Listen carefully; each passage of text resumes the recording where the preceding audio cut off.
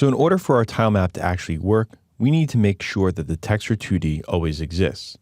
If it doesn't, we're going to show a warning message in the inspector to remind you to actually set a Texture 2D. If we switch back over to MonoDevelop, inside of the tile map editor, right below where we actually set the value of the Texture 2D on the map, we're going to test that this value is null. If we see that this is null, we're going to display a help box. Help boxes allow us to show a message and an icon.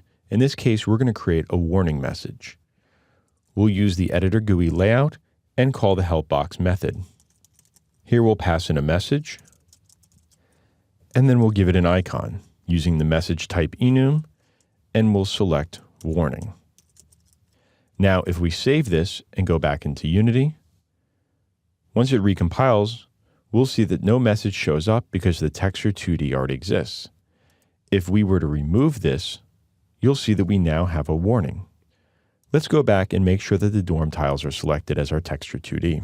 Now, we're going to want to keep a reference to the tile size for our tile map. Let's go back into the tile map class and add that field.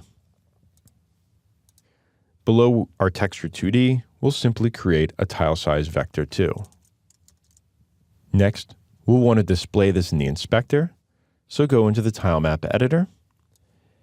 And now we're going to create an else condition to where we test to see if the Texture 2D exists. Inside of this, we'll create our label field. We'll call it tile size. And now for the actual label, we're going to take the tile size X and the tile size Y and turn that into a string we can display easily. Now, if we save this and go back into Unity, you'll see below our Texture 2D, we now have a tile size that's 0, 0. Now, when Unity recompiles, we'll see the tile size is being displayed under our Texture 2D. In the next video, we'll look into how to actually calculate this size from the sprites that are attached to the Texture 2D we've selected.